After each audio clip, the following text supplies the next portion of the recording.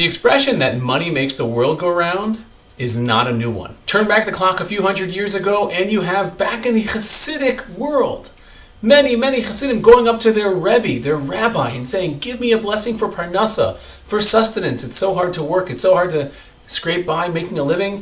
And of course, he gives them all a blessing. And sure enough, one day, one of his loyal Hasidim said, Rebbe, give me a blessing. I want to have sustenance. And I give you a blessing that next year, you're going to have a whole treasure chest filled with gold. A year comes by, everyone looks at the clock, and guess what? He ends up with a treasure chest of gold. And all the other townsmen are saying, how could it be that he got the treasure chest? And they go to the Rebbe, and he said, look, I gave you the same exact blessing.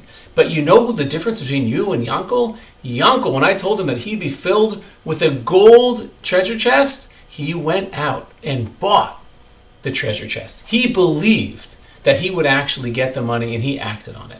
On some level, that's how we can relate to these parshas, the Torah portion, starting with this week, Parshas Terumah, where we all of a sudden are getting all these instruction about how to build a tabernacle, how to build what would be the moving house of God with the Jewish people in the desert for 40 years.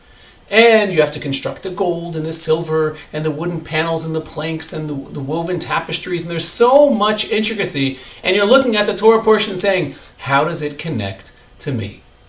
There's one verse that we find in the Parsha, which becomes very, very relevant. And this really, in a way, encapsulates the entire position of the Mishkan, the relevance of the Mishkan, and that is, Asa li mikdash v'shechanti b'socham, which translates, build for me a mikdash, build for me a holy place, and I will dwell, not in it, I will dwell in you. And that really is the vehicle of the Mishkan.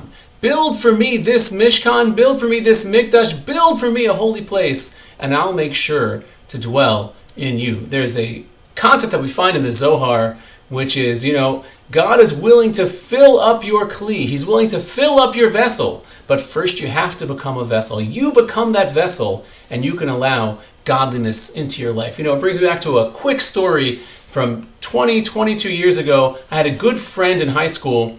She was a very, very devout Christian. And I asked her about her, how is religion to you? And she said, well, when I go to church, I feel very connected, and I've got the books, and I've got the prayer. And I said, what about now? What about in school? What about when you're playing sports, etc.? She said, well, when I'm in church, I feel connected. And when I'm out of church, I don't feel as connected.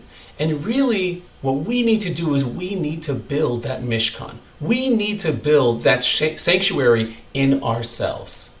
It really makes no sense if God really fills the entire universe and beyond, that you could build a little tabernacle and have him go inside of that tabernacle.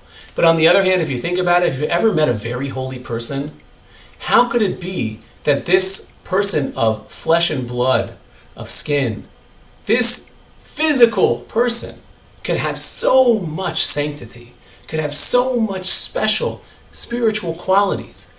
And the answer is, this is the material we have. We have to take this material, make ourselves special. If we make ourselves into that sanctuary, that's how God can come into us. So don't get lost in all the details. They're important, they're symbolic, they're very, very significant about how many planks and how many tapestries were needed in the construction of the Mishkan. What we have to remember is that the Mishkan was the tool which brought God into our lives. And we ourselves, in this day and age, we may not have that sanctuary.